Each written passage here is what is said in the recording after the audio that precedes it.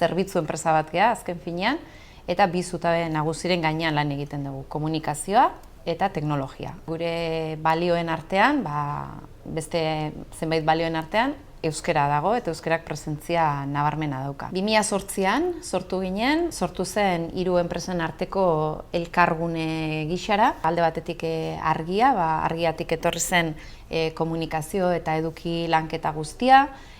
Antza, gure taldekoa den antza inprentatik gehiago diseinu kontuak eta adurretik gehiago etorri zen teknologia. Nolabait izan zen 3 ardatzoien batura, komunikazioa, diseinua eta teknologia. Puntuak dira kasu bakoitzen desberdinak. Kasu batzuetan izan daiteke enpresa batetik bere bezeroaren gana, beste batean izan daiteke kolaboratzaile desberdinen arteko harremana. Askotan, helburu berdina eukiarren, bakoitzak edo bezero bakoitzak aukeratzen duen bidea edo bide mota da desberdina. Eta saiatzen gea bakoitzaren bide horretara egokitzen eta bide horretan bide lagun izaten. Historikoki gure bezero gehiago da euskalgintza sektorekoa edo kultur eremukoa, gehienak euskeraz, hizkuntza aldetik, eta egia da gure izaera gaitik edo zaila egin zaigula, igual enpresa industrialen errealitate horretara gerturatzea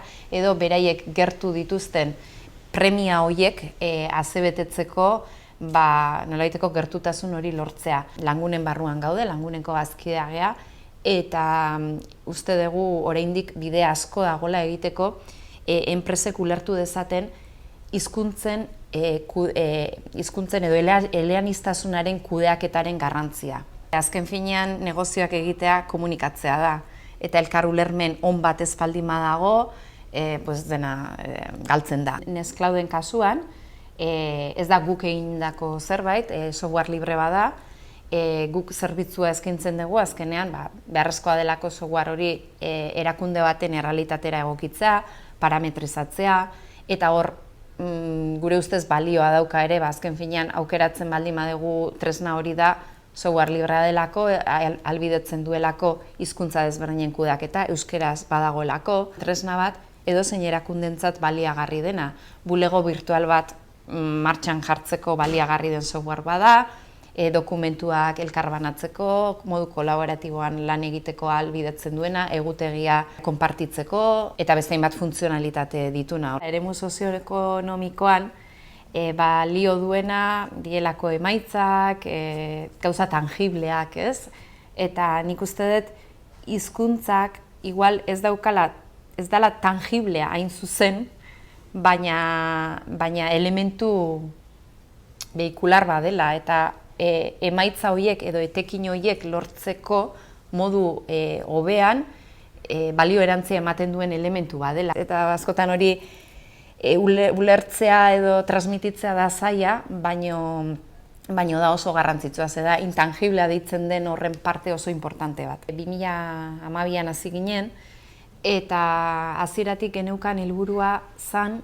nahi genula egin jardunaldi bat, non teknologiari buruz hitz egingo zen, eta euskerak garrantzia izango zuen. Eta bildua zergaitik, hitz jokoa egitea da bilduarekin, baina bildua hasieratik ere helburua zen nahi degula saretzea. Gure ilusioa izango litzateke lortzea euskara bildua batean eman daitekeen saretzetik, ezagutzen partekatzetik, proiektu berriak abiaraztea, gure artean logika bat ematea, kanpotik ezagutzen ditugun esperientziak, inguruan ditugunak ezagututa, saretzea. Hasi ginen gai desberdinak lantzen, eta azken urteetan teknologia burujabetzaren kontzeptuari gera gehiago lantzen, azken finean ikusten dalako baita ere modu global batean bizi ditugun erronken aurrean, badirudilako berriro ere globaltasunaren aurrean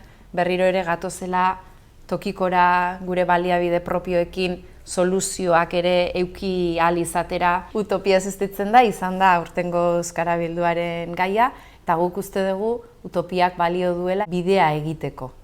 Behintzat, helburu bat eukitzeko haundia, ze gustatu edo ez hor dago badator, Eta azkenean lortu behar duguna da, testu inguru horretan ere gure hizkuntzak presentzia eduki dezan. Beharrezkoa da, gure hizkuntza ere sistema horiek ulertu dezaten. Eta daude Euskal Herrian, hainbat erakunde, horretan lanean, baina behar da gehiago inbertitu eta egin. Beste kaleak sortu zen, pixkat asmo horretatik. Ikusten genulako ere bai, historia liburuetan, sarritan gizonezkoen aipamena besterik ez zeudela. Guretzat beste kaleak zen modu bat esateko gure herrietan ere kaleetan emakumeen beste izen batzuk, eta kasu honetan emakumeen izenak, beste presentzia bat edukitzea merezi zuela. Eta horretarako hasi ginen lantzen,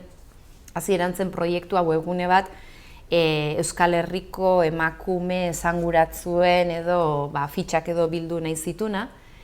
Eta gero hortikan, ingenun pixkat garatu ideia eta proiektu pedagogiko batetara ere salto egin genuen. Gustatuko litzaigukena eskoletan martxan jarri ahal izatea.